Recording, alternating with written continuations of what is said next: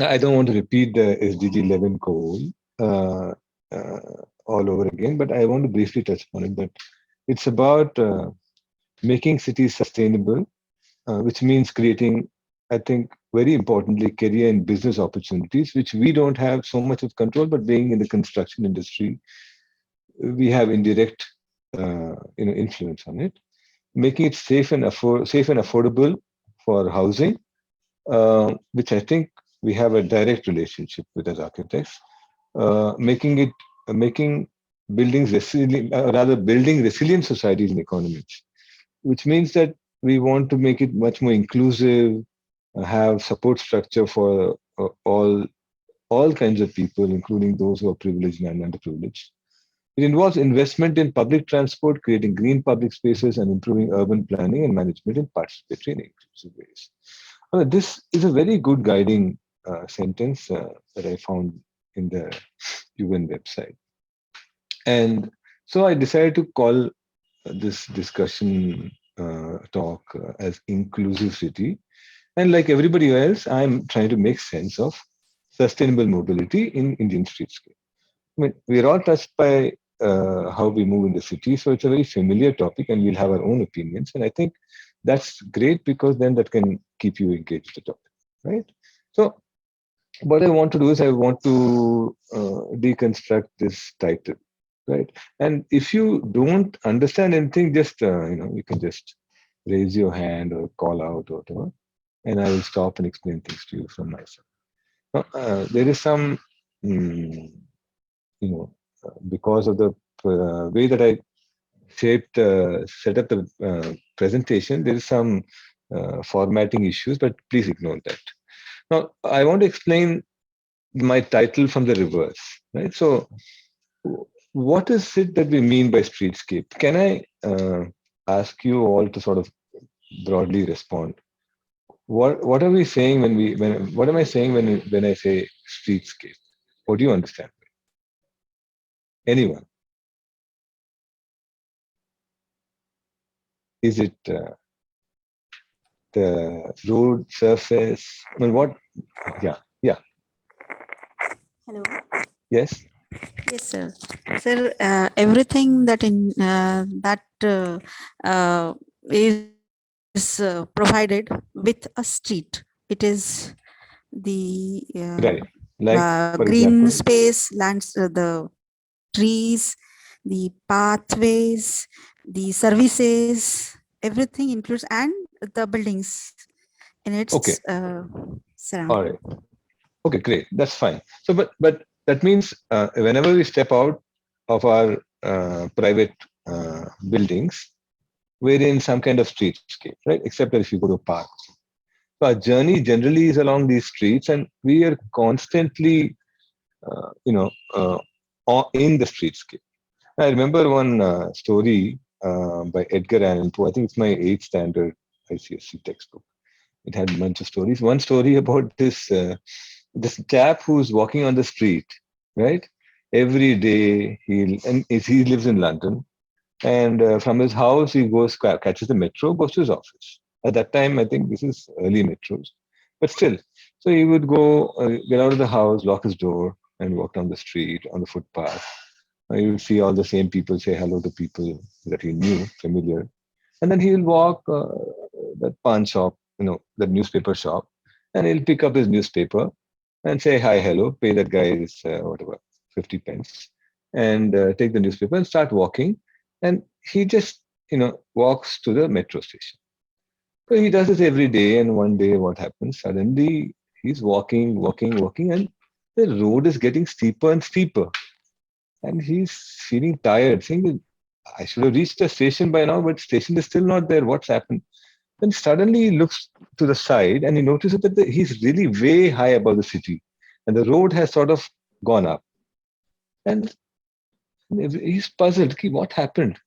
And then the one voice, like reverberant voice, came up and said, "Mr. Ben, I think his name is Benton or something. Right? Mr. Benton, you know, you have been walking with me for so many years, but have you ever paid attention to me? Have you ever seen who I am?" Says, of course. I walk on along the street every day. I know these shops are there. I know how I have to walk, how to go, negotiate the street. There's traffic. There's potholes, whatever it is. Also, I'm living. I have a life. Nonsense. How can you have a life? And so, to cut it short, I think it was a fantastic metaphor for what we do in our streets. We use them, but we rarely really attribute a life to them. When as architects, we're taught that street is alive, but in general, people just use the street and they rarely contribute or think of street as something that is they're constantly interacting like a person. Whereas it actually is because every day things shift, changes. Every day there's a new life that new things happen. You might encounter uh, you know new episodes, and that's the nature of the street. Especially when you go to the Indian street, right? And this is a beautiful, nice drawn by I think Harshad Arole, and he's part of that urban sketchers group. I think there's in many cities now, but it's most vibrant in Pune. And they go every Sunday and they sketch the street, and it's a beautiful sketch. It shows the vibrant character within streets. I mean, this one, for example, is nice. It's all, but it seems so abstract and very European, or it could be even China.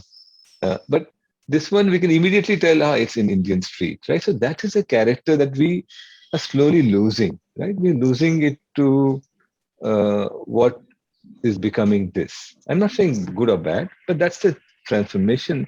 Because, I mean, we all think that we all aspire our streets to become like that, but actually we're not looking at streets um, that they already have a wonderful character. And why and how can we enhance that?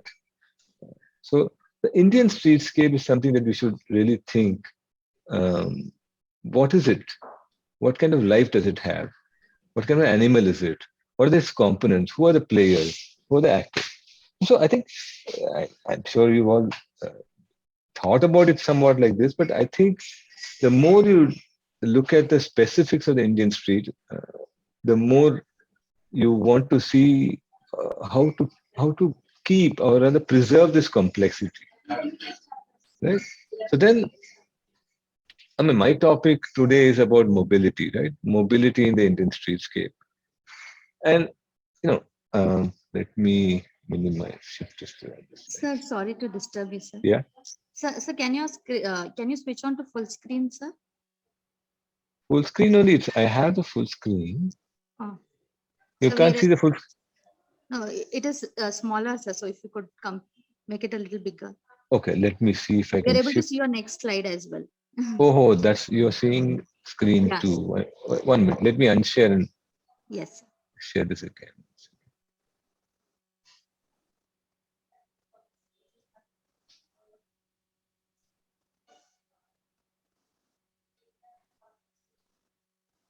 One second.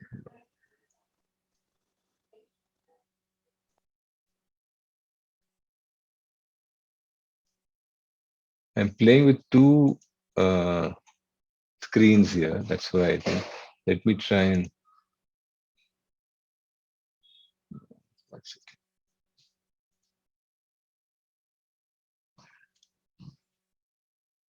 Can you see my screen now? Full screen?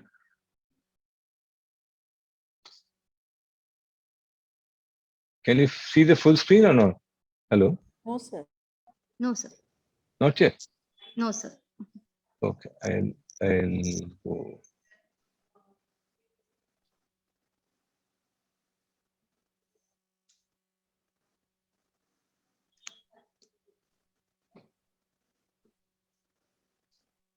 Now No, sir. you can see my presentation Yes, sir. We can see your presentation, sir, but now. it's not full screen. No, sir. E- Even now it's not. No. Okay. Let me stop the share and do it all over again. Yes.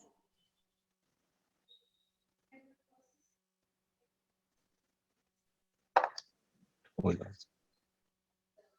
Need this introduction.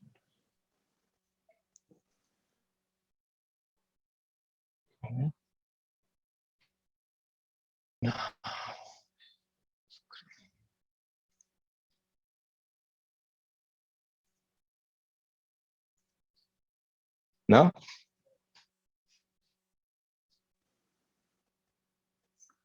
Yes, sir. Now we can see it. Okay, I'm sorry. Okay, Yeah. fine. Can you see my slide on mobility in Indian streetscape? Yes, sir. Yes, sir. We can Okay, see. thanks for pointing that out. I thought I was seeing. Okay, I have two screens, so I got confused. Okay, Yes. so now if you look at mobility in Indian streetscape, it's very interesting, and it's an extremely important thing. Because streets are a network for moving around the city, and so if you look at Ahmedabad, for a population of 5.6 million, I'll zoom in a little bit. See, so Ahmedabad, I'll also slightly. Ahmedabad is 5.6 million, and it has almost 42% of the people using private transport. But public transport only 16%. Walking is quite good, 22%. We don't realize that so many people walk, and many people cannot afford to take the bus or the train, and that's why they walk. Cycles are 14%. Other transport is about 6%. Now, Delhi, on the other hand, is kind of ulta. The public transport is much higher. It's quite privileged because it has good public transportation now with the metro and the bus system, etc. And there is little bit of BRTS. I don't know if it's still functioning. Then there's private transport. It's only 19%. It's quite good actually. It's great numbers for an Indian city. Mumbai, on the other hand, slightly better than uh, Delhi. It's about 45% of public transportation, 15% private transport. Walking in Mumbai is 27%, right? And in Bangalore, on the other hand, somewhere in between. It's 35% public transport, 25% private transport. Walking is quite high. It's good weather, you can walk. So what it tells you, and cycle is about 7% only. It used to be much higher. What it tells you is that the policies of the city can actually deeply influence how this graph works and how it can change. So it's not very difficult to move towards a 10% increase towards Mumbai, but it has to have the political will and the government's backing to that, right? So if you look at Bogota on the other hand and Tokyo, most people travel by public transport in Bogota. Private transport is still 15%, just like Mumbai, but bus and BRT, it's not like train and mostly it's bus. That's about 62%. Walking is 15%, which means that most people are using public transportation or walking. Now, Tokyo, on the other hand, there is a lot of rail transport. It's kind of a fantastic rail network. And 48%. It's so unique. See, that shows you how like different cities can find different ways to make the mobility work. So we have to make sense of mobility in Indian streetscape, right? So then there's the sustainability aspect of mobility because so many people in a city like Bangalore, 12 million people, 8 to 12, depending on which numbers you look at, 8 to 12 million people are moving around, which means that huge impact on the quality of life in the city, in the quality of air, including water, um, the quality of life, meaning how much time people spend on the road, for example, in Bangalore. Some of my friends spend 4 hours, 4.5 hours a day just in their buses or cars. It's terrible, right? It's a waste of time. Of course, you have your mobile, you can keep working there, etc. But it's not really the right thing to do. So we want to figure out how to make it more sustainable. And like I said in the last slide, each city has to figure it out for itself. There's no uniform rule. And what has been the backbone of the city will probably work for that city better than other cities. Right? So if rail travel in Chennai is cheap, they should have really, and bus is also very good in Chennai. But the suburban rail travel is so good that they should have enhanced it. But once they enhanced it, it didn't work. For some reason, it did not get properly planned, or whatever. The extended suburban rail system is not so successful. So maybe they have to try to figure out a very interesting combination. What do I? What sustainable mobility is very important.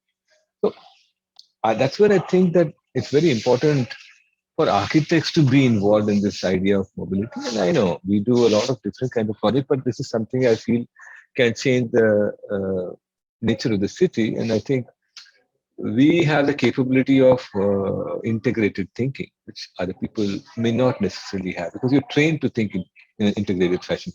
You think of structure, materials, color, finish, space, light. Everything has to work in your architecture. And that's not so different from the street, because you have to make the services work, you have to make it safe, you have to make sure everything works, all kinds of modes of moving around work. Uh, so I would suggest 5 strategies for street, but I'm not going to elaborate this too much, because you'll see that this, through the talk, I will open up different things. So the 5 strategies, I think, in my personal opinion, is that we have to think mobility multimodally. That means, for example, in a city like Mumbai, you have the metro, you have the suburban rail, you have taxis, you have cycles, you have cycle rickshaws, perhaps auto rickshaws. Everything works, and they have figured out a good system by which autos don't travel across the city, but they are local. Taxis can travel in different regions within the city. If you want to go across the city, you take something else, like the train or the metro. And so I am not so sure. I don't know too much about how well things work in Mumbai, but as a public transport, you have option for public transport. And then there's safety and universal accessibility, and this is something that is completely given, um, sort of go by most infrastructure engineering firms. They don't think of safety or universal accessibility. I'm sorry if anybody here has worked in the firms and knows better than me, but I think I work with a few of them, and there is a very different education that they have and different perspective. And so these things don't really show up. But like, for example, how do we create safety in our cities? We create safety by making sure people are there on the street all the time. And so how are people going to be there all the time if they go into their house and lock themselves up at night? It's only if there's commercial activity in the street. So if you go to an institutional area, it's the most unsafe, because there's completely, I mean, not like Delhi University, that's really vibrant because they're also commercial. But suppose you go to an industrial area, nothing works after a certain point of time. And so all the streets are deserted, it's really unsafe.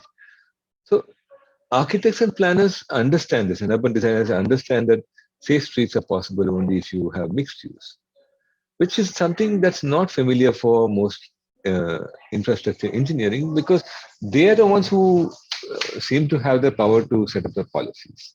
If you know what I mean. So that's the understanding from practice that I've got, that most of the things that we learn here seem to make you feel that you will have the power to decide things, but actually you will have the power to influence others. But the decision making seems to happen mostly by people who have established their position in the system, right? Which who are primarily engineering, infrastructure background. So then there's a bottoms-up process along with the top-down planning. It's not just one of those cannot work. But right now we have 95% heavy top-down planning. Who It's like almost benevolent planning. Like people who are deciding the plan for your city, they're thinking they know better than anybody else, and so they, I mean, not in all cities, but in Bangalore there has been some namke vaste consultative process. I know there's same thing has been there in Chennai, some more in Delhi, but the that's just sort of on the side. The bulk of the planning seems to happen from top down, from a more theoretical kind of uh, approach. And bottoms up planning, what is that? Bottoms up planning, anyone want to give it a shot? What is bottoms up planning? Just to make it more interactive, what is this? Has anyone been involved with bottoms up planning? So we did a plan with public participation for plan of Palakkad. So are you Ah, referring to that? wonderful. So, what exactly? Why is it bottoms up?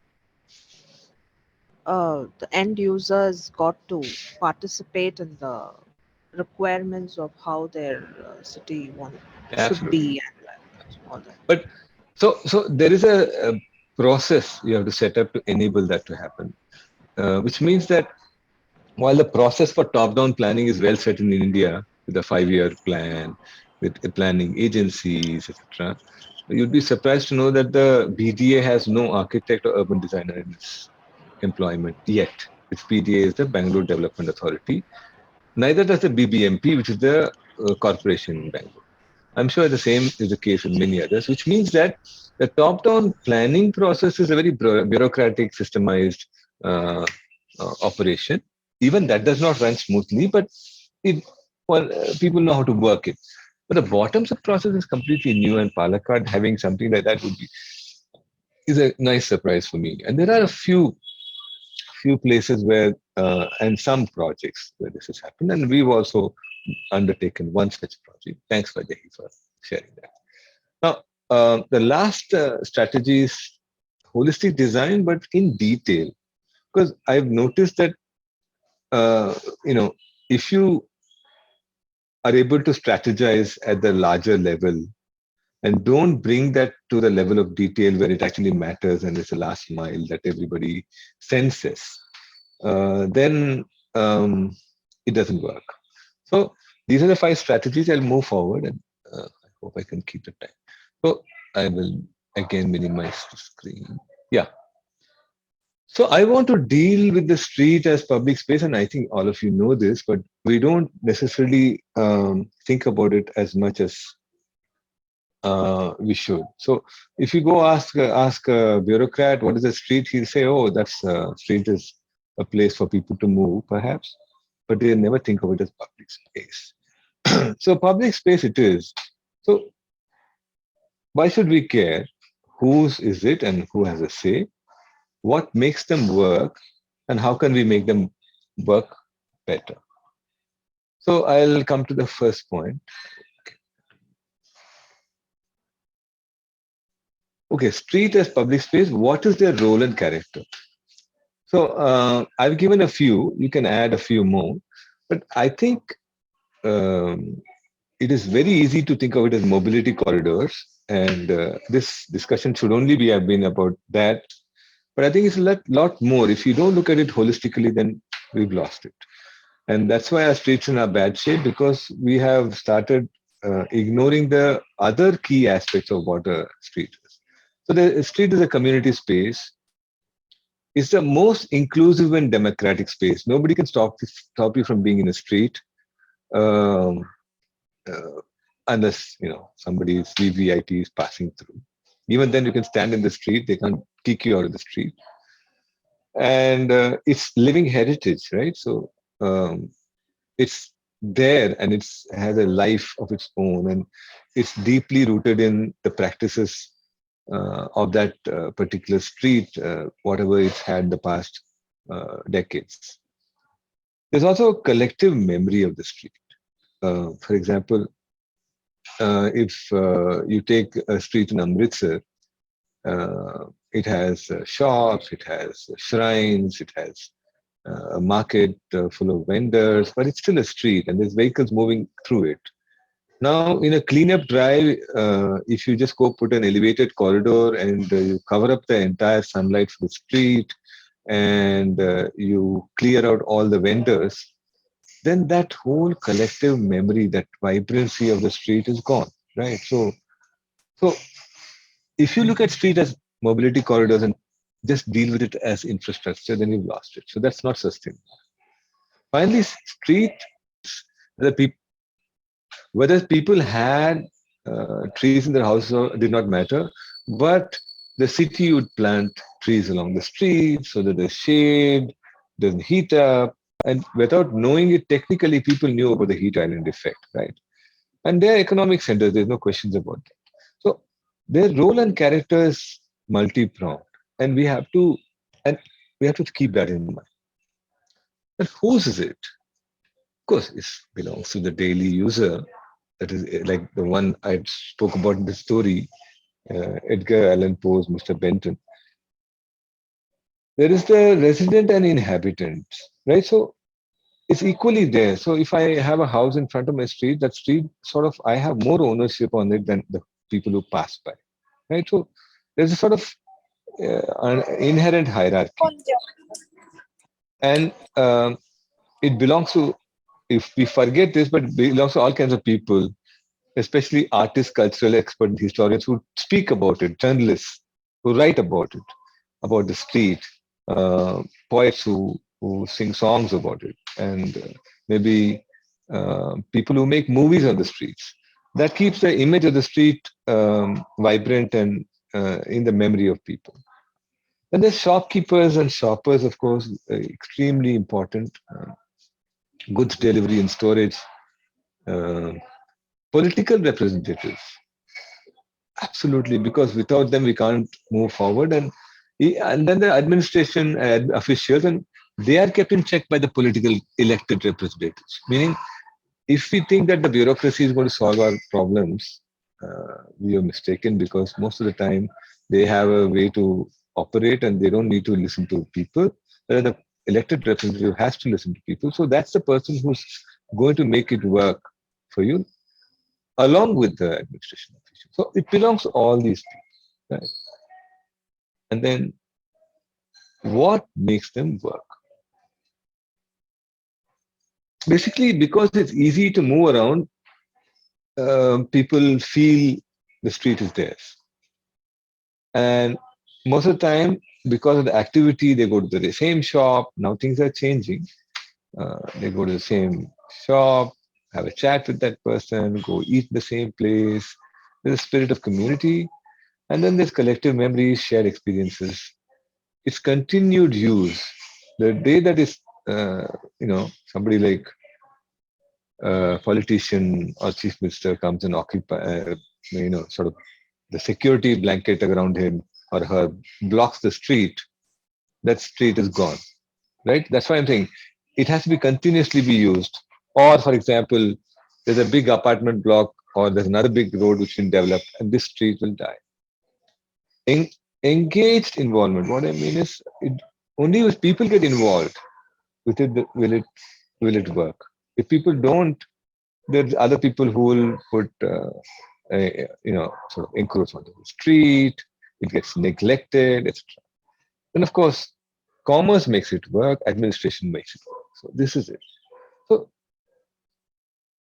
So we have different kinds of streets in our cities, right? So keep that in mind. So it's quite complex. Just the idea of streets itself is complex. So when you talk about mobility, you have to keep in mind this kind of context. There's a street market, right? Street market is Pasavangudi in Bangalore. Street markets are like the bazaar street is like extremely critical to the city, and slowly they're all disappearing because they're becoming vehicular parking bays. Then there's the main street. In many of the smaller cities, there's a very nice example of how Main Street has been redesigned and works very well for people. It's pedestrianized. There's the MG Road in Gangtok. Then there's there are mobility corridors like the main arterial roads. Not that they are not still streets. They're still streets because they used to be narrower, then it became wider, then it became wider, and instead of connecting the two sides of the street, there's a river of traffic that divides them, right? But at night, when the traffic is lesser, they regain their sort of streetness of sorts. But they are mobility corridors. You have to deal with this kind of street very differently. And then there are residential streets, right? So if you look at it, the one on the left, the pictures on the left side, the are of Museum Road in Bangalore. But this street itself is quite nice, but our we, the residents got together and did something nice, and it's transformed itself to something much better. It has a very sort of nice feel. And then there's this other kind of residential street, which is like completely neglected. It just happens because people have to leave that space. Otherwise, there's so much demand for building up in this kind of dense neighborhood. It's a street is almost like a leftover space. So we need different strategies for this. Then there are these kind of waterfront streets in Sabarmati, of course. But then if you see the bridge that goes across, that is also a street. So how do you negotiate this? Does the bridge have no footpath? Like in Bangalore, you have so many bridges that don't have any footpath. And your people do walk underground or below ground. But what if there's a railway line or there's water? Then the people have to walk above. So, like for example, the Hebal flyover, or even in Bangalore, the Windsor Bridge underpass doesn't have a footpath to go across. Then there are streets in the parks and gardens. This has to be very different. This particular street is just like any other road, main road, the way it's dealt with, but it should have been designed differently, right? It's inside a park. It's in Cubbon Park. So we have to think of it differently. Then, of course, industrial streets. This is a completely different animal. So let us say all these different streets are needed. They are there in our cities, but we can't have standards that define all of them as the same. That's completely not possible. Even standards just for street markets, maybe 50%, but 50% of it is very specific to that street. Right? So every street has to be designed. And it may be a challenge in a city like Bangalore, which has 10,000 kilometers of streets. But that's the job of the local government. It has to do it. When you can fund the asphalt in the street, that means the street is recognized, right? When you can collect tax from the properties, that means the street is recognized. So if so many inhabitants are paying tax, that means the street, every kilometer, every meter of the street has to be dealt with carefully. So we need specific design for each of the streets. It may seem overwhelming, but I don't think it is. In most other cities there are. So it's not that we don't have standards. We have to have standards, but we have to apply the standards in a way that it becomes specific to each street. Right? Then only it can be sustainable. So all this is about sustainable mobility. So why I'm talking about streets is because that's where you move. We still don't have vehicles moving in the air. Right? So how can we make them better? So we should have better participatory planning and design. I think whether he just spoke about Palakkad. And this is really difficult. In all the projects that we are doing from my firm, we collaborate with many different people.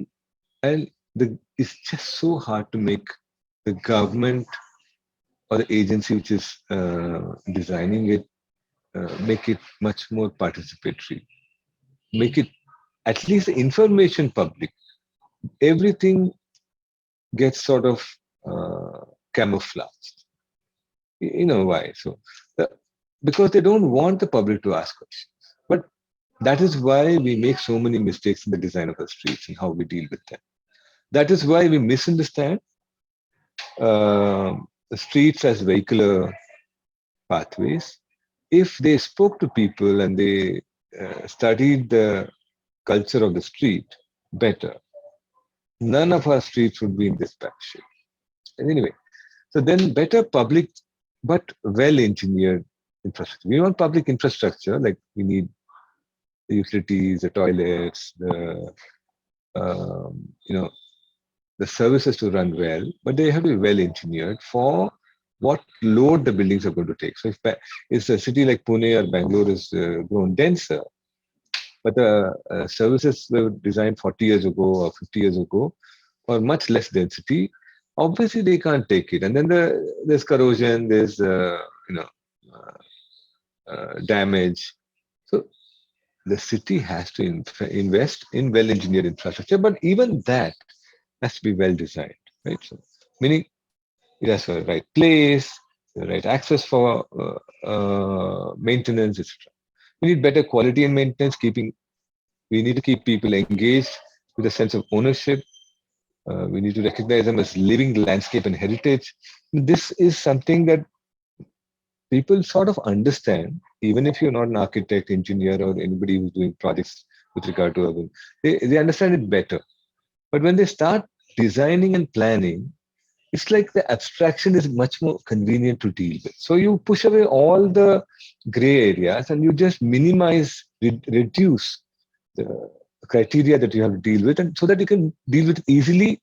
The project can get done, can get budgeted, and it can get passed and implemented. So this reductive approach is a problem, right? So, so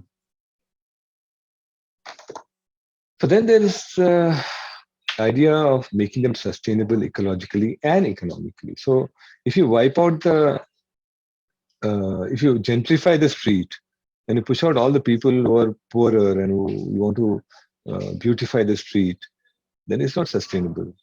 At the same time, if you allow the street to be full of garbage that is left over because of the vendors and they don't know how to dispose the solid waste, you've not given them a system by which they can keep it clean. That's not sustainable either. So we have to make them both ecologically and economically sustainable. And lastly, I think one key thing is education, research, and activism. Many of our courses involve students doing research on different neighborhoods, they study the streetscape, etc., etc. Right?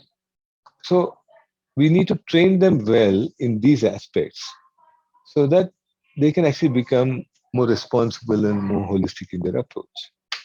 At the same time, each of us have to be an activist, right? So otherwise, it's very abstract uh, way of dealing with the city. You teach, you record, do research, then what? Then you have to put it into plan. Now, not all of us are doing projects, but all of us can be activists, which means you can write about it, you can document and share it, you can collect data about it and make it public. You can map the city in different ways and share that data with the people who might be able to use it more effectively to bring together change, right? So activism is very fundamental. I think all of us have to participate. I present to you two projects that's all in detail so that I mean, I also teach urban design, I teach architecture too, but somehow I feel that in a training session like this, there's be a connection between theory and practice.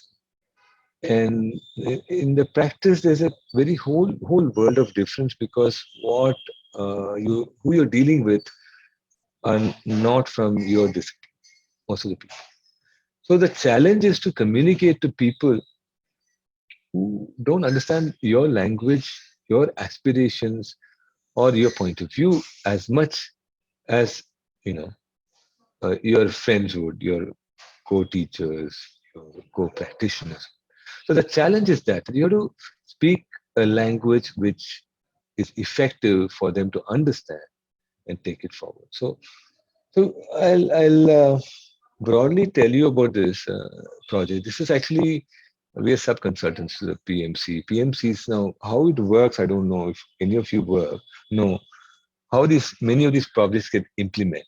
Is that there is a project report that is developed by a government agency. Most of the time, they don't have the capacity to do it, and so they take the help of some consultants. And those consultants frame this project report. And once the project report is done, it may be a very valid project, and this kind of project is absolutely required. And I don't know what the process was followed. We came after this. Then it is tabled to the right department in the government of Karnataka, government of India, whichever it is, central or state, and a local for that matter. It could be BBMP in Bangalore or BMP in Mumbai. So it depends on which government project. And then after it's tabled there, they have to budget it. Somebody has to approve it, then the budget has to be. Now, so many project reports are forwarded. For example, in the Department of Health, I got to know that maybe every year projects worth about 10,000 crores are sort of tabled. Every MLA, MP, corporator, anybody who wants a medical college, etc., they will table it. But there's only 2,000 crores. There's no 10,000 crores for everybody. So one has to filter out all the projects out, or reduce the budget of all. So eventually, the project you might need about 50 crores for the project. You'll end up getting 10 crores. Then what do you do? The reality is, right? So you will know ideal situation. There's always constraints, reductions, budget cuts, etc. Right? It goes on like that. Can you hear me?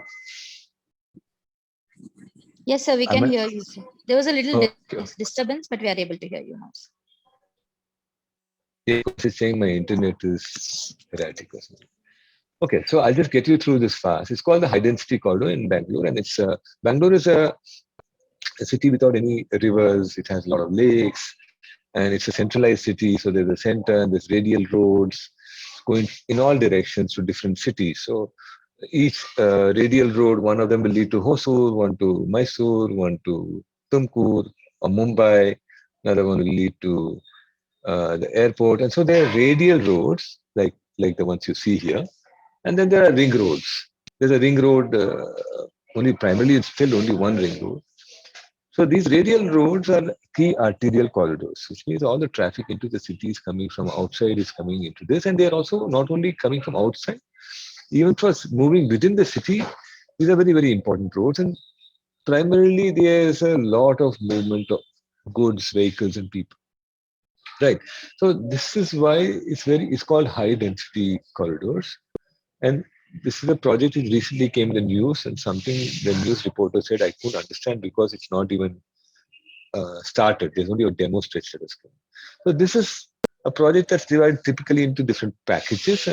Don't worry about all that. And this idea is very different from a conventional project because there's so much poor quality in the laying of roads.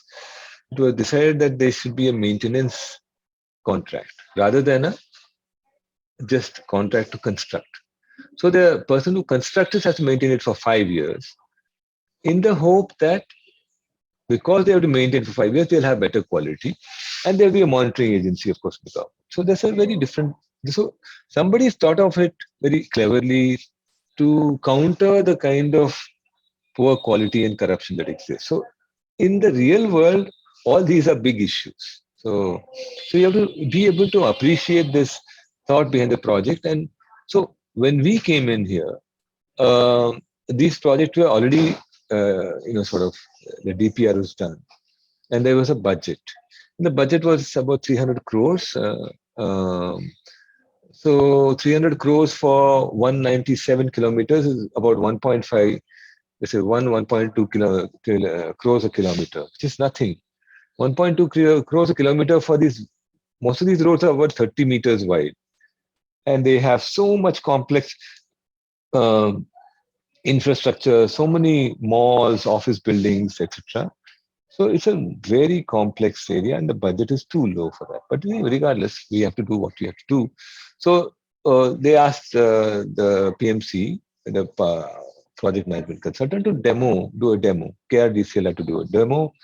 I won't go into all that. So the demo stretch was identified in two places. The one that I'm sharing with you is in Old Airport Road. Why are we talking about this? Because that you have to demonstrate all the thoughts. It makes sense, no? From a government perspective, if you want funds, and this is what the project is, you claim that all this can be done, demonstrate it in one small stretch. So you have to demonstrate that. So this is the demo stretch. And so the Old Airport Road is, if for those who are not familiar with Bangalore, is the road going to the old airport. The new airport is in the north, the old airport is in the southeast. It primarily is the HAL airport. And HAL is one of the oldest public institutions in Bangalore.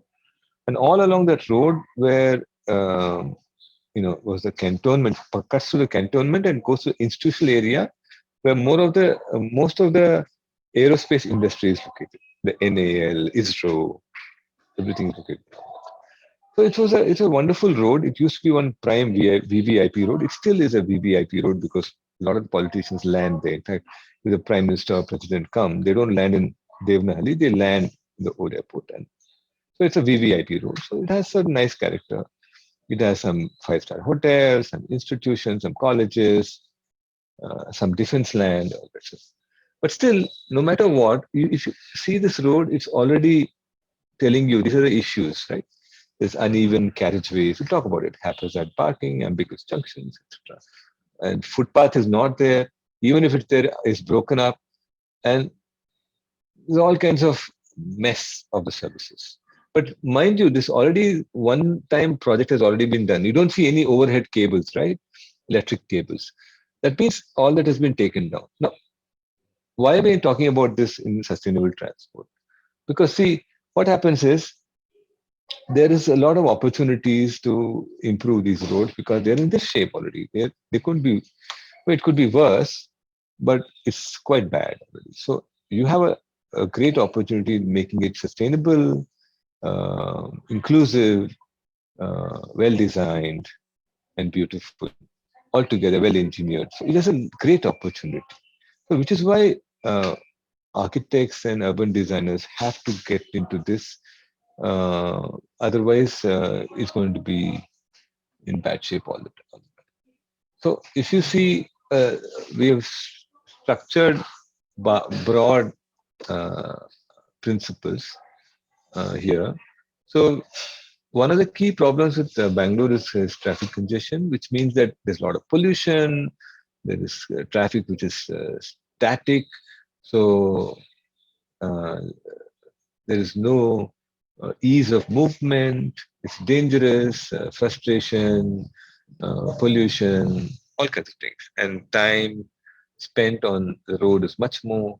So you first have to make sustainable mobility. You have to make your roads work for better movement of people. Right? People means the people move better in buses and public transport. More people can move. So you first focus on moving people in the buses.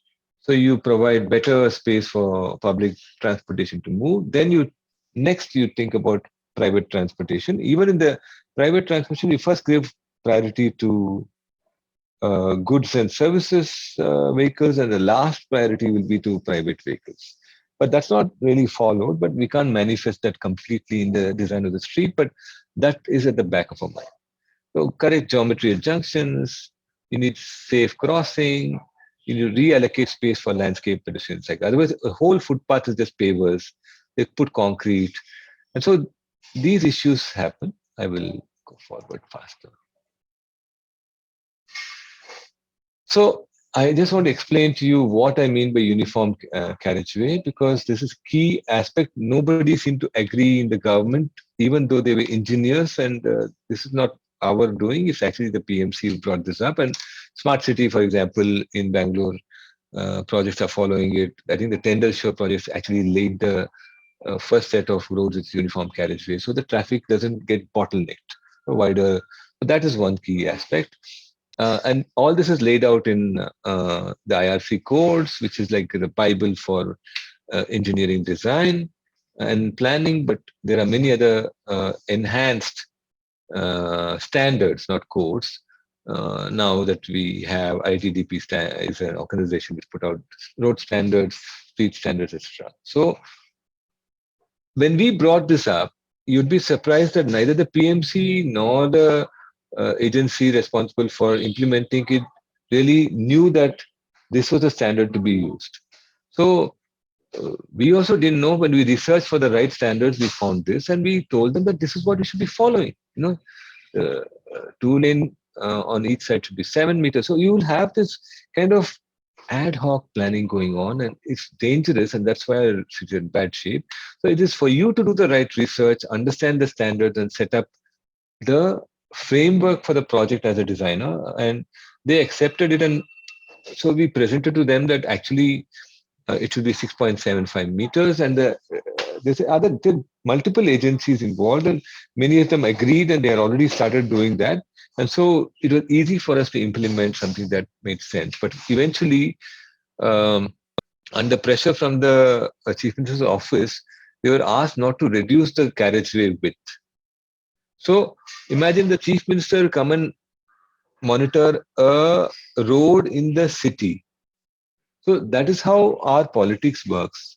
So actually, the chief minister should be looking at larger issues, and the people who should be planning this city roads should be the city agencies, right? But the leadership works differently because Bangalore gets the highest gross revenue for the state. There's big stakes for all politicians in this. Bureaucrats also see this as a very important practice, and they all get engaged in the design of a simple road design. And they all think that they know things, but you have to appreciate that's a collaborative way. You have to appreciate that they understand the pulse of the people better than us. So we have to figure out how to make uh, sense of what different people are saying and work out a solution that's right. So then you have to design junctions with correct geometry. Another key idea is once you do the uniform carriageway, you will be left with footpaths which are sometimes bigger than the carriageway because the road is the right of way, what you call ROW, from boundary wall to boundary wall is not consistent in our streets. I mean, it was done, it's not like super well planned. So people decided that this will be the road, and sort of boundary walls happened, and they're all a little haphazard. So you get wider footpaths. But now wider footpaths, then you have to plan the wider footpath for pedestrians and cyclists because we want to, like you saw the graphs. The more people walk, the more sustainable it is. The more people cycle, the better it is. So this concept of giving better footpaths is still not understood by most bureaucrats. And thankfully, we are working with one wonderful bureaucrat who is taking charge. Otherwise, it would have been very difficult for us. And then safe crossing for people, universal access. That is, these disabled people have to be able to access the footpath equally as anybody else. Older people, if you see many people in Bangalore, Pune, Hyderabad will be walking on the road. There's a footpath to the left, but they will be walking on the carriageway because the footpath is not even, and this not only is it not even when it comes to the entrance driveway of the property, it drops down. So you'll have to design it. So there's a lot of design that goes into all this. So these are a few things. Uniform carriageway junctions have to be designed. Footpaths and cycle tracks will be enhanced. Safety has to be there.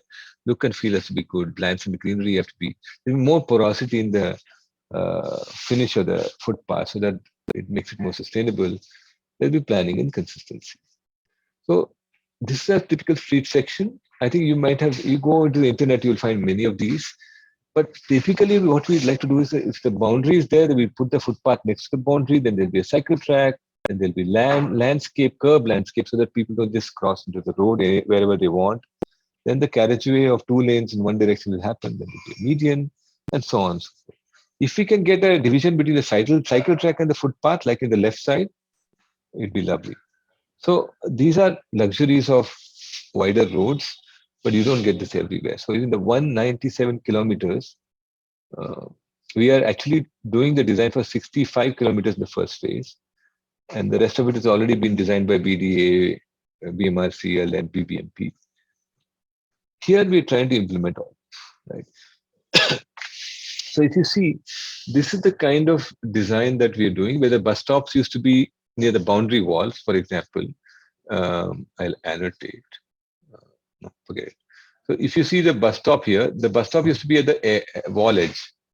So when the bus comes, they have to run to the bus stop. Normal standards say it should be the edge.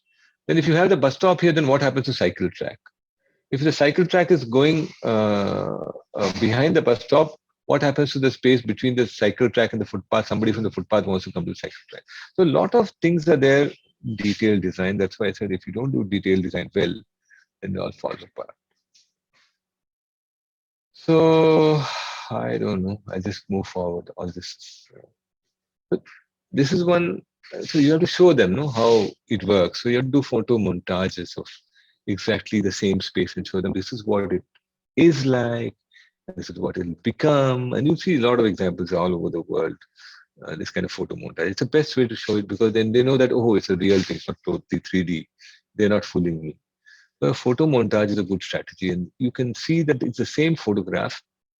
And you can see that once you do the uniform carriageway of 2 lanes of 7.5 meters, then you have a wide footpath, wide enough to have green on either side. You have cycle lane, you have bollards. You can do everything. Actually, the space is there in most of the places in this particular road, so it can be designed. So this is what you will get, and it's not hard to achieve. It's not very expensive, and the constraint that we have is that in the tender, it was committed that all the existing paving material be reused, which is not a bad thing. It's actually sustainable, but it doesn't give you the best of finishes. So all those works. So you have to think of the cycle lane, whether it's concrete, it can't be pavers, footpath has to be pavers, but when it comes to the driveway, what do you do? You have a ramp, signage, etc. This is another location in the same old airport road where we have much less width of footpath. Then what do you do? And then this is another location where the bus stop comes in between. So you have to visualize all this for them to be able to understand. And the visualization doesn't have to be fantastic. It's not a great 3D. It's okay, but it's sort of communicates, right? It's a 3D overlapped and photo montaged. So this is very effective, and we don't have to necessarily do this. And people don't like in academic presentations. You think all drawings are more important, but this is what sells the idea. So these are aspects that we showed them that you can do. There's a various ways of doing things. And we will do our own way of doing things appropriate to the whole place. And so street furniture has to be there, lighting, signage, and symbol, separation, etc. So if you look at it, just to give you an idea, by just minimal good design, we have enhanced about 2.6 meters of in this demo, just the demo stretch, which is just about uh, 2 kilometers. So we increased 2.6 kilometers in that. That is 1.5 kilometers stretch means there's 3 kilometers totally, almost entire stretch of cycle track. We planted more trees. We cut out more footpath to give for softscape, and so on and so forth. So you can do a lot of things which are make the road much more sustainable. So every junction has to be dealt with. You reclaim the junction so that you can put more greenery and you can give safe refuge for pedestrians.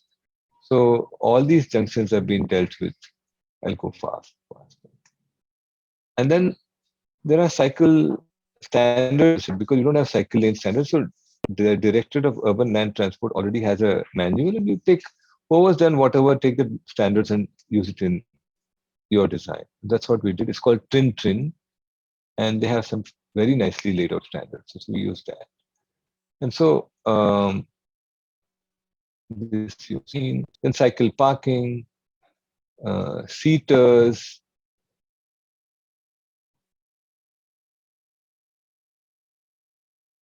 and solid waste disposal. And actually below that, services are also to be taken care of. In this project already it had been taken care of. I'll tell you, the second story is about Gandhi Bazaar. Before I go to this, do any of you have any questions about the first one, or shall we take it up later? But these can be just clarifications. Actual questions you can ask later. But if you have any clarifications about this project, let me know. Sir, Yeah. Professor Kalpana Kautekar asked, sir, what are the materials preferred for footpaths and cycle tracks in India in composite climate for accessibility and safety of youngsters, elders, and disables? So if you see these pictures, no, it tells you somewhat what it can be. 1 second. See,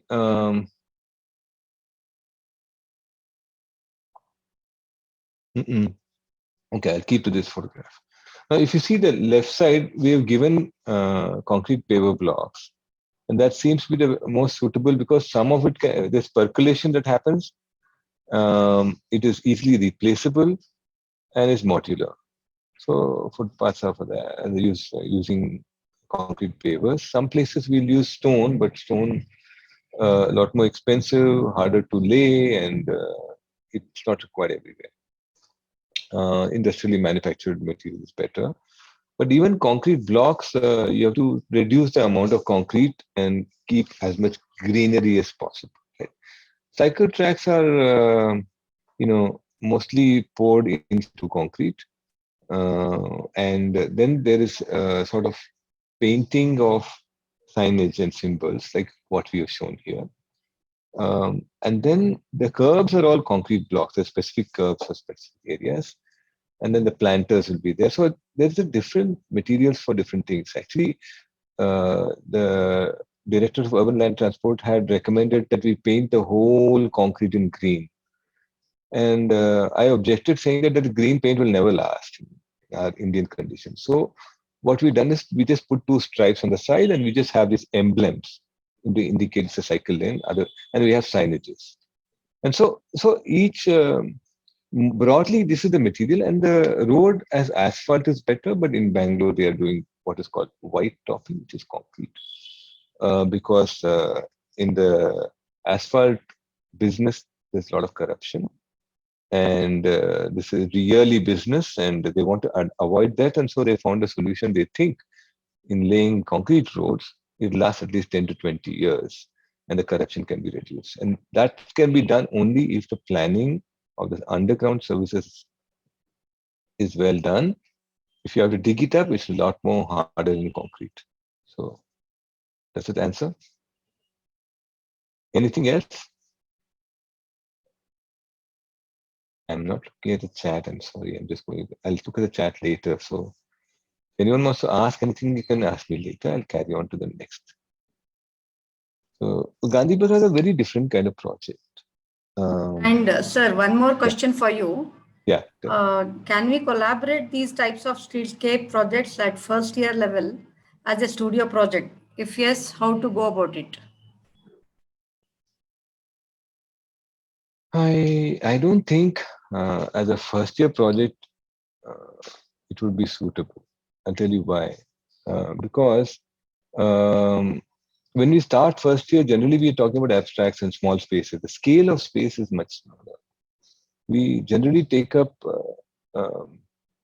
scale which the new young student can immediately perceive, which is just around the body.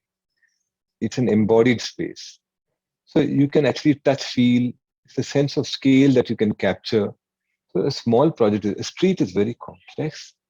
And so I would necessarily avoid making them design it, but I would definitely encourage you to walk them through the street. So I have taken my students in many city walks, essentially through urban streets of different kinds, the various kinds of heritage streets, streets in the park, market streets, streets in poor neighborhoods. I mean, you'd be surprised in the first year when we took them to one of the old poorer neighborhood. I don't want to call it a slum. It was much more than a slum there. And none of these students have ever stepped into a neighborhood like that. So many of our students are very privileged. Upbringing does not allow them, or rather has not taken them into poorer neighborhoods. So it's important that you brought this up because not as a design exercise, but as an experiential understanding of the urban context in which they're going to design. It's important to make them walk around the street. So every year, every month, I think it'll be good to take them around and make them sketch in the street. So that's my answer. I hope that satisfies. Anything else? Okay.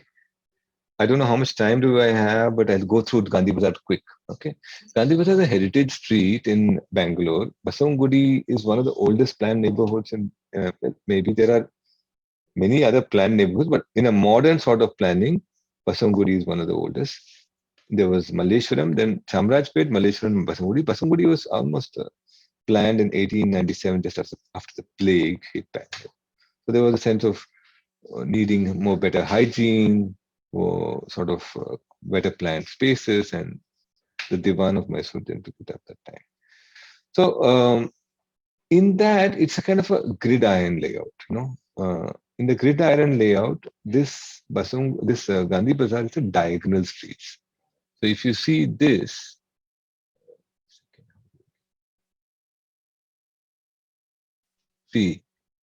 so this is the neighborhood, and this is the diagonal street. So, and it's nice, beautiful boulevard streets and so on. And it's been an old bazaar.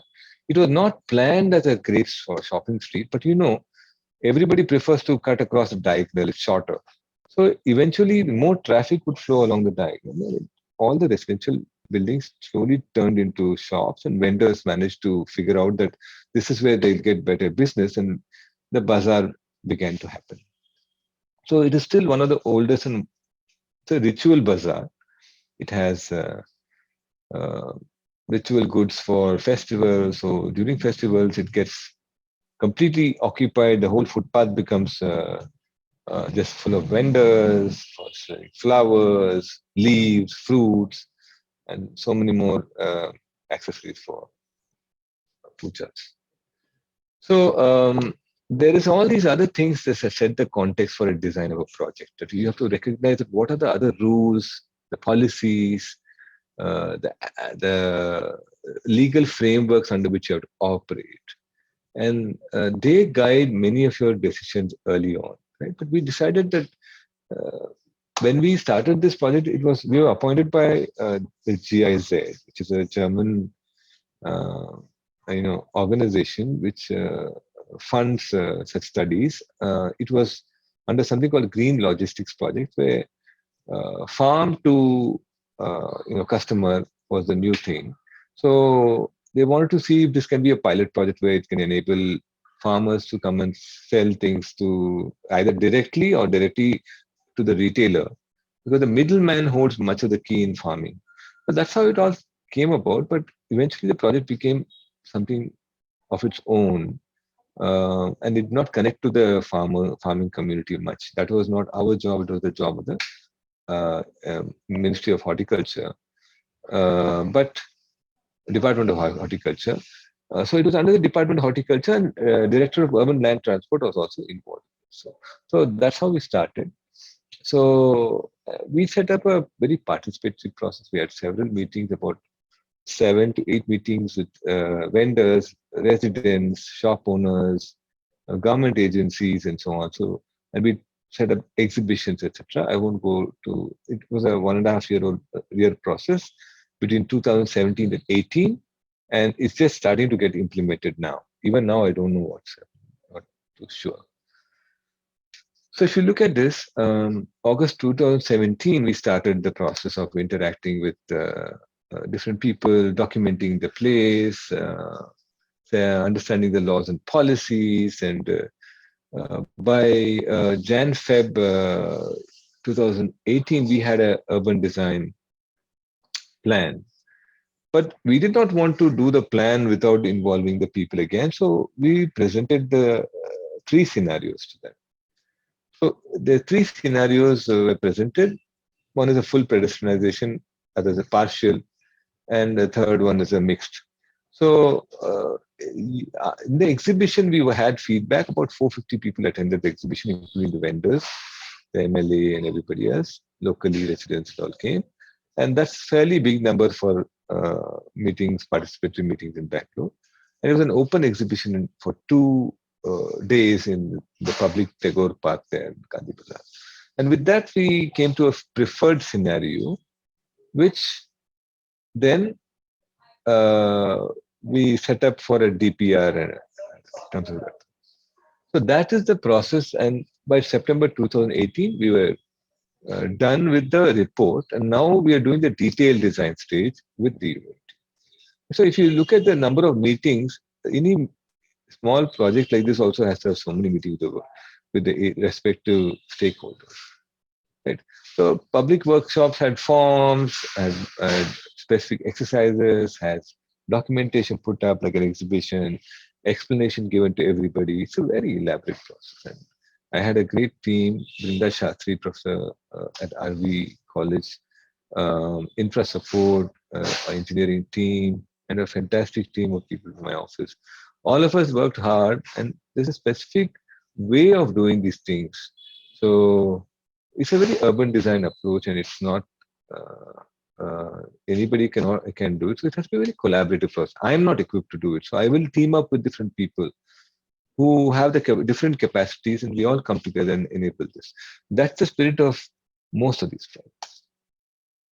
So all these workshops were held. Primarily, the objectives were uh, were were a few. You in these workshops and meetings, you explain the project and its objectives. You build rapport with all stakeholder groups, understand issues faced by different stakeholders, seek ideas and solutions, develop a collective vision for the area, and seek support for the project. This is what you have to do, because then it becomes their own project. And so this is the stretch of a road that is there, and there are two major junctions in the road. And so we, after our final proposal, decided to pedestrianize these two sections. And the last section from Ramakrishna Ashram to Karanji Anjaneya Circle will be used for parking and movement, vehicular movement, etc. What do we mean by pedestrianization?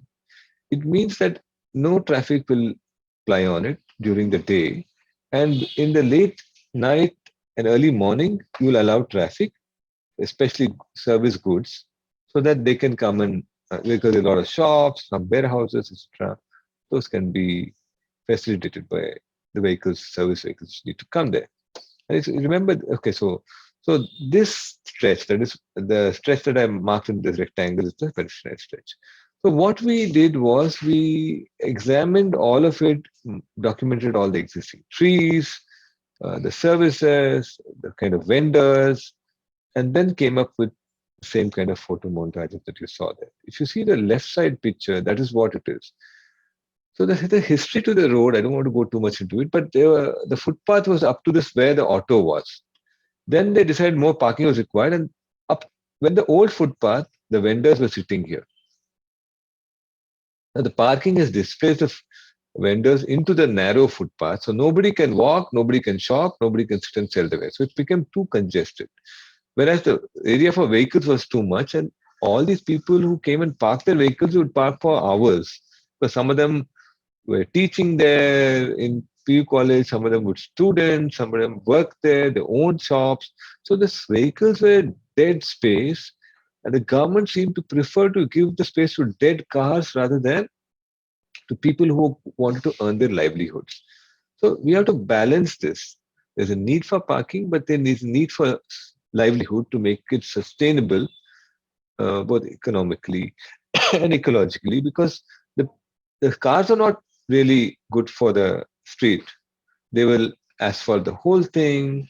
There's pollution, and the cars are not people, right? The cars are just cars. They just park there. So whereas vendors who are there, they take care of the trees, they protect it, they pour water when there's no water to the smaller plants and so on. So there is actually a living street culture. So you have to take care of all the stakeholders, engage with them, and then so these are the drawings we made. So different strategies for each of the stretches. So I won't get too much into it. So this is the last stretch where there's organized parking. This is also a photo montage. So that is the strategy we keep using. So eventually we had to accommodate parking for people. There was about 350 two-wheelers and 450, depends on the time or the day, 350 to 450 two-wheelers. And we have proposed about 200 two-wheelers parking. But we have also proposed almost an equal number of four-wheelers. 135 were there, we have 112. We can adjust that too. Vending stalls were there. We have accommodated more than required vending stalls. And so we, in consultation with everybody, developed also a larger urban design plan, a mobility plan for the area, so that it's connected very easily to the metro Metro doesn't pass through this particular street, but it is just half a kilometer away. We needed to divert the buses. Buses are already plying only one way in this road. We had to divert them to other roads, and other traffic had to be diverted. So we had to facilitate all this in the plan. So there was a street level mobility strategy that was used. A lot of cultural institutions in this area, educational institutions, all those people would come to the street. And so we had to facilitate their arrival, their parking, their mobility, etc. So we, in the design process, we took up a few key design imperatives and guidelines. So why these guidelines are required? Because it constantly reminds us that although there's so much pressure to do something, we had to stick to these guidelines so that we don't mess up the design and we have a balanced design. So there is diversity and vitality. I will enlarge this.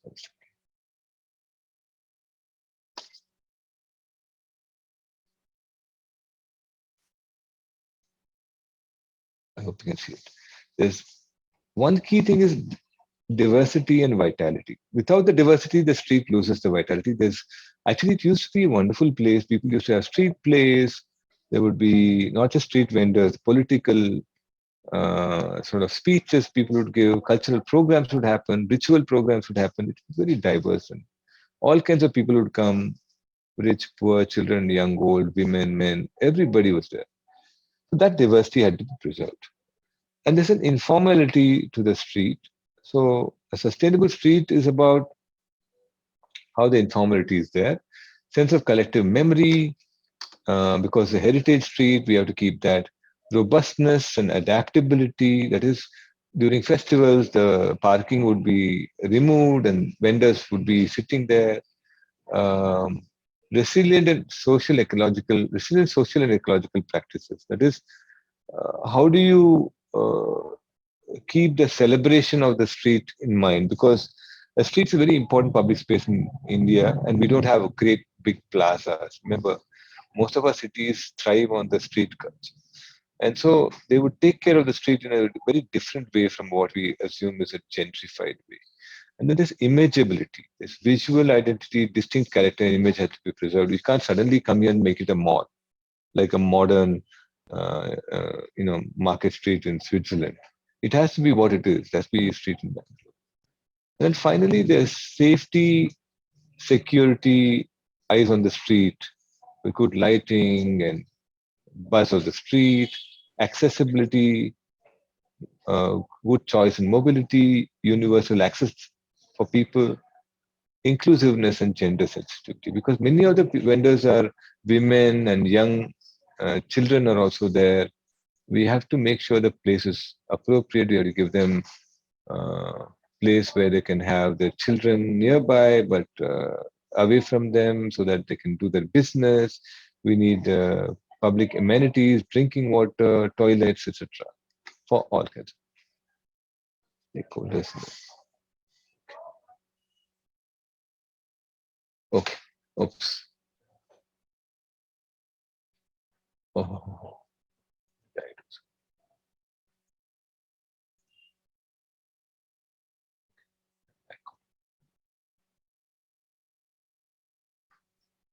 Last 5 minutes. Okay. I'll skip this. So we had to deal with many complex things here. But only 400 out of the 1 kilometer, not even 650 meters. If you take the two junctions, Tagore Park area and Ramakrishna Ashram Circle, the total length of street we had to deal with was about 1 kilometer. Only 400 was pedestrianized. So keeping in mind that you can't disrupt the existing flow of traffic, businesses have parking in the underground, etc. So this is what we did. Can you see my screen? Is it the full screen or? Yes, sir. It's full screen. Sir. We can see. Okay. Okay. Okay. So this is Tagore Park. So this is where we held the exhibition, for example. It's a very well-used park. People come there and sit, but it's fenced, right? But That's how it is in Bangalore. We cannot remove the fence, but slowly we're trying to get rid of the fence so that it becomes truly public in nature. But if you see the, one second.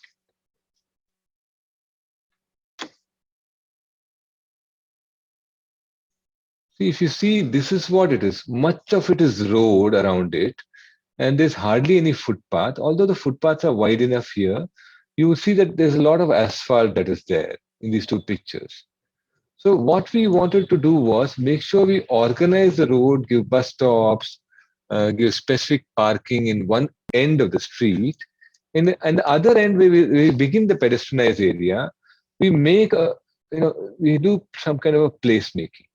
So the entrance to the park is marked by a fountain. The existing trees are given this place. There is some sitting space everywhere. There's big planters. There are cutouts for percolation of water, which are managed by hedges and planter. There's food carts, food trucks, space for parking. There are bollards so that it prevents two-wheelers from going. There are ramps for accessibility.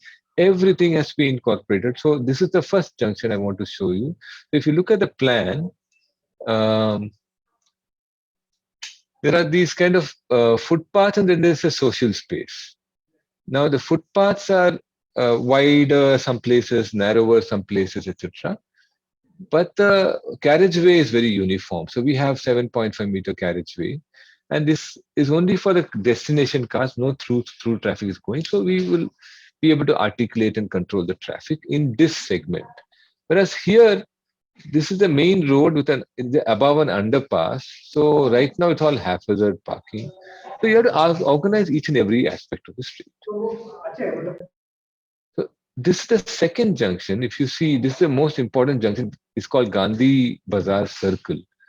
And it's politically also very important because Gandhi statue is here, and a lot of political events tend to happen here, like the Karnataka Rajyotsava. So this is actually 5 road junction. So this 5 road junction, if you see, there's actually wide footpaths are there, but they are not very well organized. So this is what we did.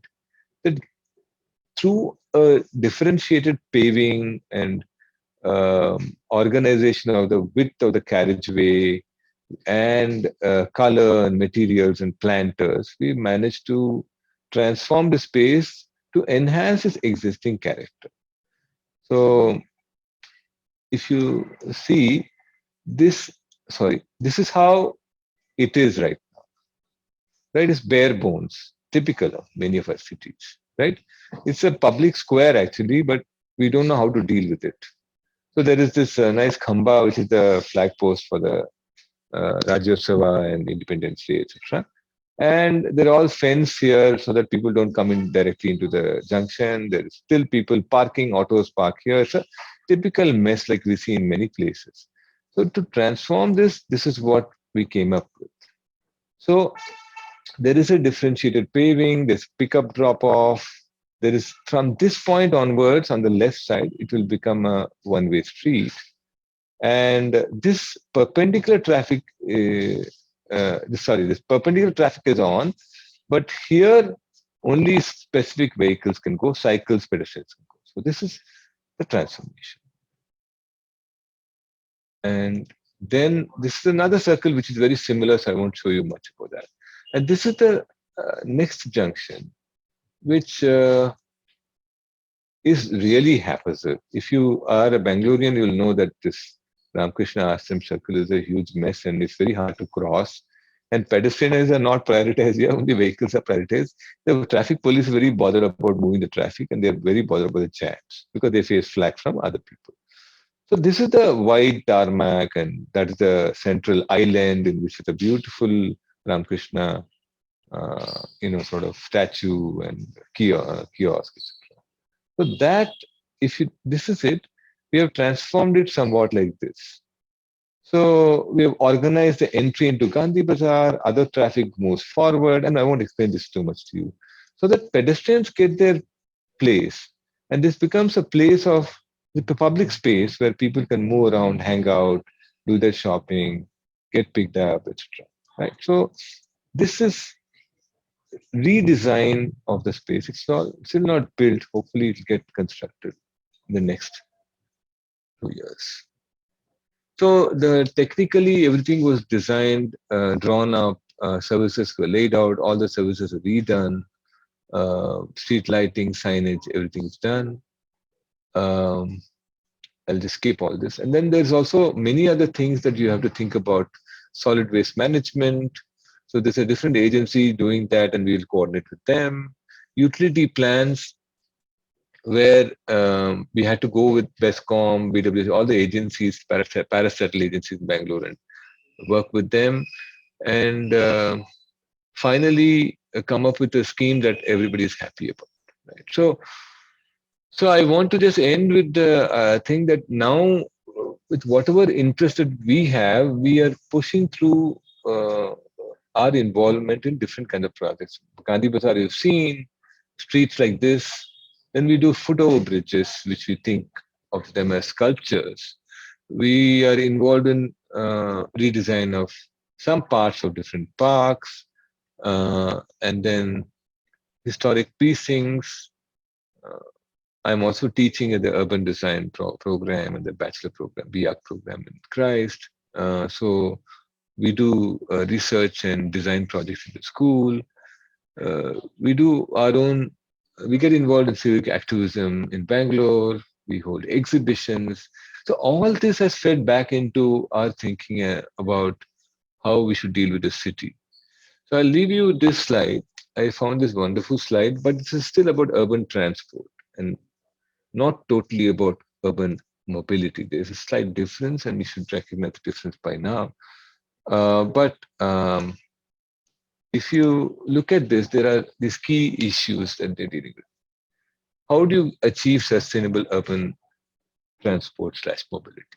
Plan dense and human scale cities, optimizing the road network and its use, developing transit oriented cities, implementing transit improvements, encouraging walking and cycling, controlling vehicle use, managing parking, promoting clean vehicles, communicating solutions, approaching the challenges comprehensively.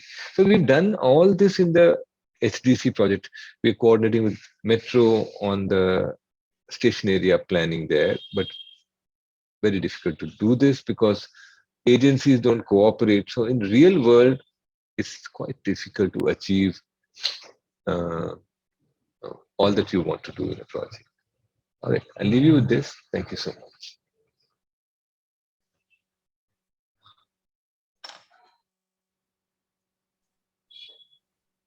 Thank you, sir. Thank you for such an interactive session. Sir, now we would like to have a question and answer session, sir. Sure. I'll just put the share off. Okay. Yeah. Okay. Sir, I'm Professor Benny from Oxford College. Hello. Good evening, sir. And my first question is, what is your opinion about two-wheelers in Bangalore? They're creating so much of a difficulty in the traffic. What I can suggest is just an elevated corridor, or even the present elevated corridors, if they are used solely for two-wheelers, and with some ramps that connected towards the service corridor, service roads. And we follow only a one-way system, because now the two-way system is creating so much of accidents and it makes that place very unsafe. So what is your take on it? I know, don't mistake me, but those are all the wrong ideas. Because what happens is we have to organize the space, right? So you're coming from the point of view, I can understand that when you drive on the road, there is a huge mess. Lane driving is not really possible because of two-wheelers. I agree. I see the point, but what we need to do is to organize the right of way. The right of way from boundary to boundary. We have a lot of space. And what we have to do is we have to specifically restrict the area in which the vehicles can go. Now, if the vehicles can go only in 2 lanes, the rest of it has to be allocated for other things, including primarily walkability. So the research shows that most trips for two-wheelers are under 2 kilometers. Most trips. And say there are commuters there, of course, but most trips are like going to the shop, dropping my kid to the school, going to dance class, badminton class, whatever it is. Most trips are not more than 2 to 3 kilometers. And if the walkability is enhanced and you're able to prevent two-wheelers from taking over the footpath space, which is a complex issue, but it can be done, then you have less two-wheelers, people will prefer walking.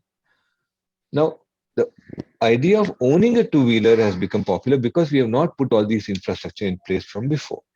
Had we done all this public transportation walkability infrastructure before, people would not feel encouraged to buy two-wheelers. Now we are in the third stage where everybody thinks it's natural to own a two-wheeler because they're so convenient. Now, doing further infrastructure like this elevated roads and all disturbs the sanctity of what a street is as a humane space. We don't want to necessarily think of the street as something that is only for vehicles. We actually first primarily have to think about it as a place for people. So when you go around the problem, when you think about the people, the first thing is to walk. Second thing is to take a cycle. Third thing is to take the public bus, transportation, metro, public bus, suburban train, whatever. These are the absolute priorities. And first, you have to move people. Second, you have to move goods because everybody needs stuff. Shops need to have their deliveries. You organize that. Now, two-wheelers will automatically fall into place once these systems are set up. Right now, we don't have, for example, if you have to park a two-wheeler, right now it's free everywhere, right? In the new parking policy that is coming up I think proposed by DULT in Bangalore, I think other cities are following through. The parking policy is going to charge you for a steep fee for parking. If you park a car, it's 50 rupees. If you park a two-wheeler, it's 20 rupees an hour. So slowly that would change. So you want to discourage people from taking their own vehicles. And abroad, already they're talking about people not owning vehicles because once the driverless car and this what do you call it, Uber type companies are enhancing their market, there would be no need to own a car. You just have to have. That's a different context. But here we have to look at the context differently and say, how do we discourage people from taking their own vehicles? Is so much pollution is happening. Do you really want to drive? Why don't you walk in the footpath? It's much more safer instead of standing behind a vehicle which is putting smoke on.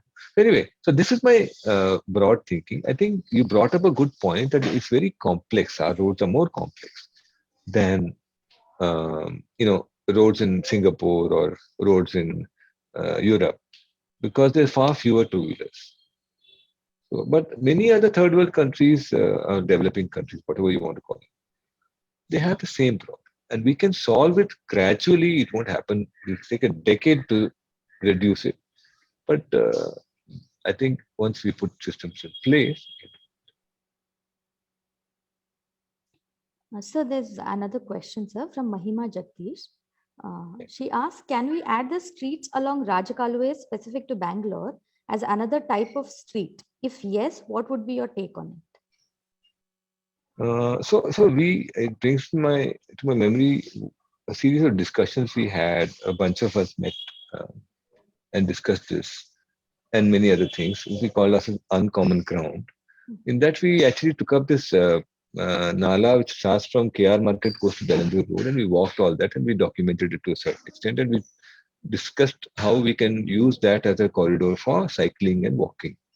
And actually, if you want to go to KR Market to, for example, Ejipura, Kormangla, it will take you just 3 kilometers. So you can easily walk or cycle along that. And that's exactly what this K100 project, which Naresh is also part of the group, Naresh Narsamban, who heads this firm called Venkatraman Associates in Bangalore. But I think they're doing a very wonderful project converting this one single Rajkaluve from Rajkaluve for other people means a big nala. It's like a canal, a rainwater, stormwater drain canal. So Bangalore is located in the Deccan Plateau, and it's got no river, no big river.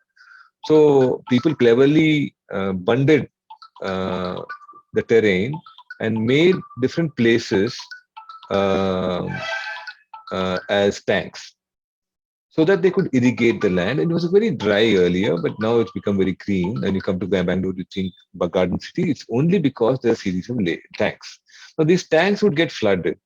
Now there's an overflow system that connects tank to tank, and that is the Raja Kaluve.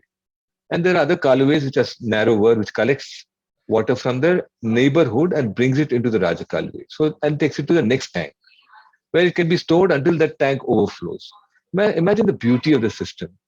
There's a whole system of keeping water there, sustainable, beautiful idea, and now we've converted them into nalas. Nalas in the way, in a dirty sort of way, dirty nalas. So this project envisages, you should look up this K100 project. You can go to Shantinagar bus stand, which is in the heart of Bangalore, and its work has started. And we have discussed this. I've discussed this with Naresh. We've also proposed similar projects. We asked our students to take up projects. So this is a wonderful idea, and it has to be implemented, and I'm sure it will happen. So thanks for asking this question so that I could briefly share this wonderful, uh, you know, uh, memory of this thing. So please look up this K-100 project, which is the first of its kind in Bangalore. And same kind of projects are happening in Pune, in Coimbatore, in Chennai, in Indore, in Surat. So it's something that will definitely happen. Yeah. Any other questions? So there's one more question from the participants, sir. What are your suggestions to make mobility in hill cities more sustainable or inclusive, accounting for the narrower roads? I didn't understand. So what Can are you- your yeah.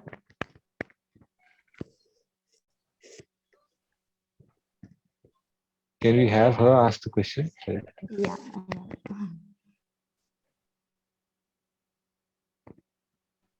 So can you unmute yourself and ask the question?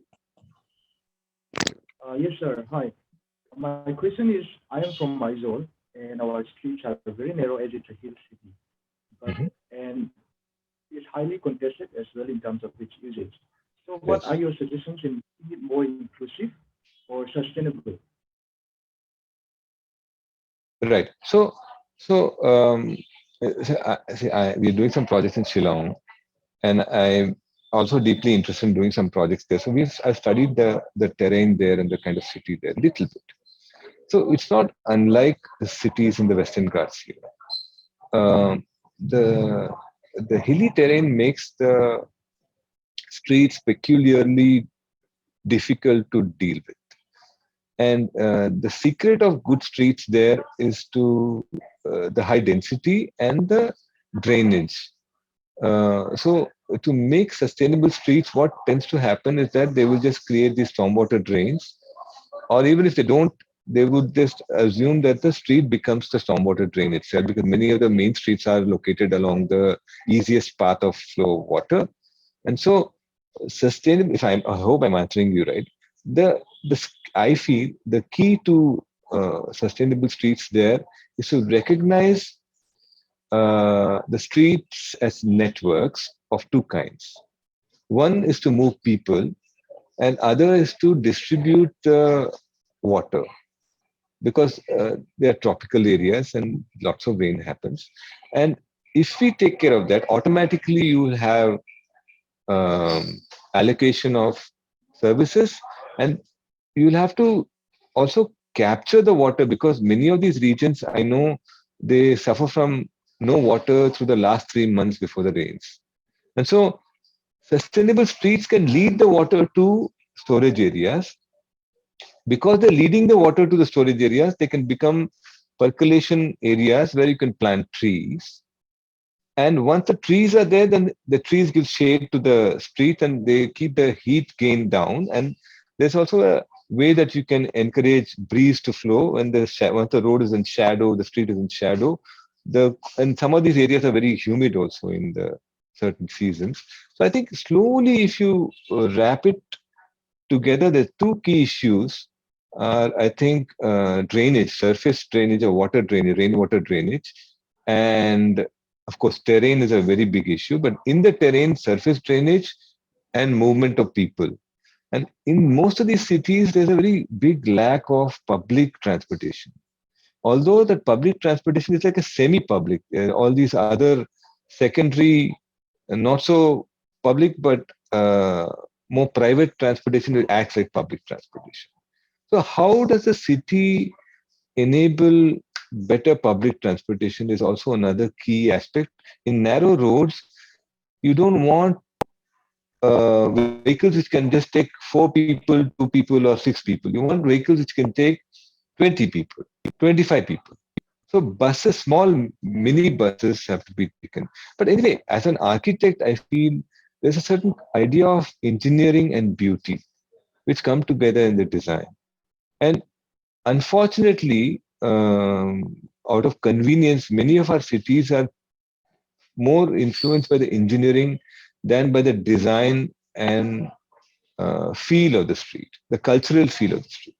So sustainability and ownership will come only if you keep that cultural identity intact, but re-engineer the street, redesign the street, and make it community oriented.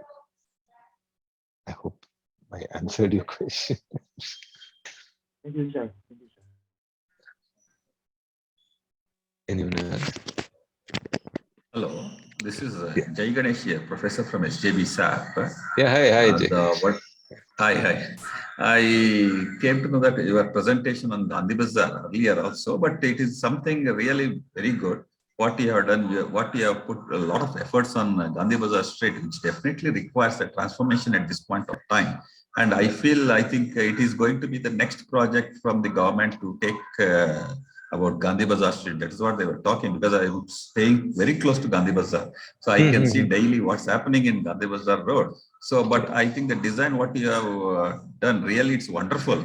So I appreciate and acknowledge for that. So I hope that will be a live project at this site in a couple of months. That's what I expect. I wish you all the best for it.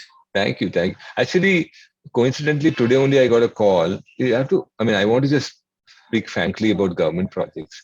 The government is the, let's say, they're not the owners of this streets. They act like they're the owners, but they are not. They are facilitators, right? The government has to be facilitators. Now, the ownership of the street has to come from the people who use it on an everyday basis. This understanding has to change in the government. So they facilitate that the community to own it. So this, if it happens in Gandhi Bazaar, it'll be wonderful. Now the thing is, right now it's mired in the funding. So today only somebody called from the government saying that the funding structure has to be looked into. I said, that's your problem. We've given you everything. Now just come with the funds. It's nothing. It's peanuts for the city. But we don't know where it goes. Thank you so much. Thank you for your. And also one more thing regarding the footpath culture. See, as a Westerner thing in Western cities, where we in Indian cities, we don't walk much. That is another, because we have used that practice of carrying our 2-wheelers, 4-wheelers, and very close by we will park, even though if it is a distance of half a kilometer, we are not in a position to walk. That's the culture we have developed in due to so many other reasons. But I think these things will definitely change the culture of the people also. No, but Jai Ganesh, this data that I shared initially, the second slide or third slide, if you remember, in Bangalore also, 27 people are of the trips are walking trips. So it's a sizable number. It has reduced from maybe 45 or 50. Because I remember my father saying I would walk 8 kilometers, cycle 16 kilometers. That is not happening. Yes. But still 27% of the people trips are of walking. This is Pune, Bangalore, Mumbai, wherever you take. 22 to 27% still. That's still a huge number. And if you can increase that to 30, 35%, 40%, nothing like it. And what do you need? You just need shaded, safe, well-designed levels. How difficult is that?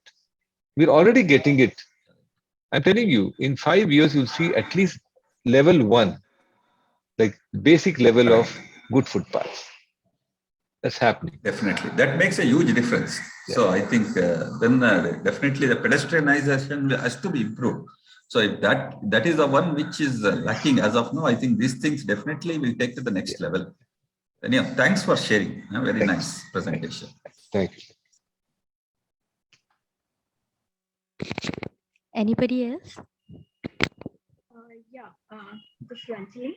I just had a few queries regarding the implementational aspect of these projects, actually, sir. One was, were you supported with all the data or information regards to, say, the planning data, basically the pedestrian footfall or number of vendors, or parking or vehicular count, like things like that, or you had to kind of survey and find out this? And I mean, because otherwise it is very difficult to actually give a implementable design which will function well. So one was I see a point. See, there's 2 projects. I just shared 2 because those are 2 different kinds of projects. See, one of them, Gandhi Bazaar, we had a traffic consultant, planning consultant in there on board, and we had to, and there was a German guy also who came, traffic consultant, and collaboratively we had to establish certain numbers because already, the reality is that the density of traffic in all these roads is way beyond what it should be, what the road can take. It's gone beyond. And the junctions are clogged beyond, they're double of what the junction can actually take, according to road standards. So first, plan A, whatever you do, it's going to be no worse than what it is. Even if you block the Gandhi Bazaar street and let all the traffic go on the other roads, it's not going to make it worse than what it is, already worse. But at the same time, we did all the study, we established numbers at each junction and said that the load on a particular junction would be more, and we established that it will be more, but it's already worse. It's better to have this pedestrianization than not. So that kind of logic worked. And secondly, we said that once people understood that this is a destination, it's not a thoroughfare, then they will not even come near Gandhi Bazaar. They'll go on the other main streets. So that will reduce the load. So one has to work with data and use a certain kind of logical thinking to convince the traffic police and the bureaucrats, because and the engineers, because their mindset is only about, although they realize all this, they just so much great pressure to move vehicles. The other project, the HDC, the High Density Corridor, I must confess, I have proposed that we have to collect data properly to understand how to design these roads. So there are 2 approaches to the design of these streets. One is the physical. You want a uniform carriageway, so you take the optimum width of the street, there are 6 lanes, continuous possible from 8 lanes only here and there, you make it all 6 lanes. That's the physical way of doing it, and the rest of it becomes footpath, greenery, landscape, vending space, public toilets, all that can come. But the other idea of figuring out how much traffic inflow is there, what type of traffic, when, what frequency, etc., we don't have data. And so I am also in the sustainable traffic, sort of group organized by DULT, and we're discussing all this, but there is really no data. So there, what do we do? So I'm suggesting that we form a new group and a project for this so that it can be mapped. And there are so many experts in India. We don't have a dearth of experts. We have many people who are capable of doing this, but there is no funding for this. So there's no recognition in the government that you need data. And smart cities, all the smart city roads which are being designed, they're not designed from data. So it's really an unsmart way of doing it, but okay, at least that's happening. So the next level is to capture data, organize the data, lead to certain conclusions, and help that design better sustainable streets. Okay. Thank you, sir. So one more query was there that I mean, how much control could you exercise on the BOQ or the estimates, and like was the process really competitive? I mean, was there any kind of optimization methods followed in this?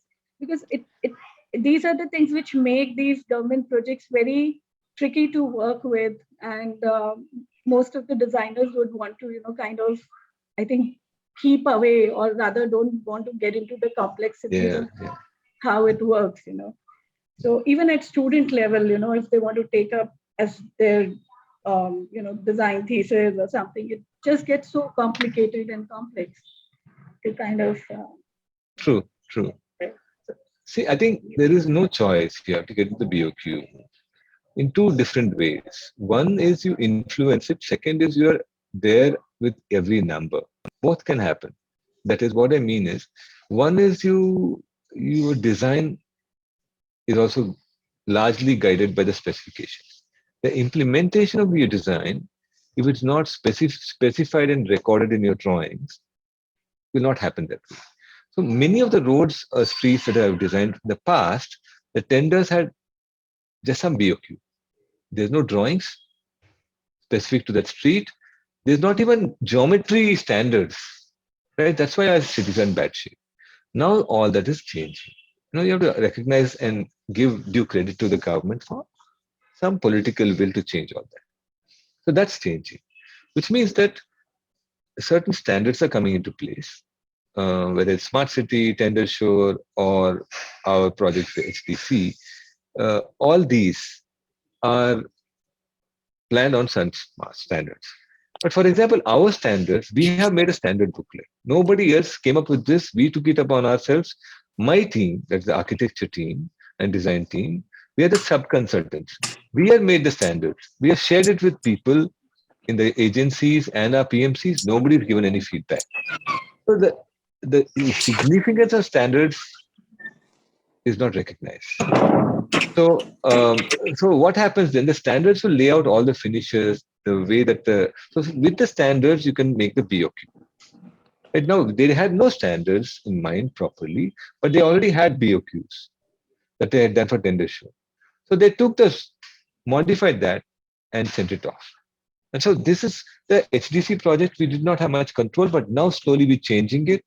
We ask for, in the detail, you will have a curb at the edge of the carriageway. Then there will be a curb green. Then there'll have to be another curb between the curb green and the footpath. And then there's the footpath itself. Then there's a curb, another curb block. So they did not accommodate all this, which means that the budget did not accommodate it. So they had to pull the budget from somewhere else. So because we insisted, all that was changed. Once you draw it in detail, then only you know how to specify things, and the BOQ works. So it's a fantastic question. I think I really appreciate the question. That the BOQ is, I think you must have experienced this yourself, but the BOQ is key to how to implement it and budget the project. And if that is not done properly, the project suffers greatly. And that means that the detailed design, to some extent, has to be done at the conception of the project when it goes to the government as a first DPR. So I think you have to understand these processes. I mean, I don't know how much, then only it's sustainable as a process. I mean, if we are talking about sustainable design only as, rainwater harvesting and, good materials, it's not sufficient, because you have to know the process by which you can implement sustainable design projects. And not, I mean, you can't learn it in a workshop like this or in college. But when you teach, I think you have to bring people. If you don't have the experience yourself, you have to collaborate with people who can tell you and the students how this process is set up, and engage with real projects and facilitate the students understanding that real projects are like this. Theory is absolutely important, but real projects are. So that facilitation and the emphasis on BOQ, I think, should not be given more emphasis than the design and the visualization conception. But at least it should have equal, right? I mean, but it's not. Even if I conceive of a course program for my master student, the BOQ is secondary to that because that's how we teach. But in my practice, it's primary. Right? So I will bring my practice experience to my teaching. Right? So if you can engage with, if it's an urban design project or it's an urban context project, bring somebody who's involved with that, at least partially, do a workshop with them. That would help the students. Okay. So, Thank you, sir. Thank you, sir. Yeah. Sir, thank you once again, sir, for sharing your thoughts, your practice, your works. Thank you very much, sir. It Thank was a you very for- interactive session.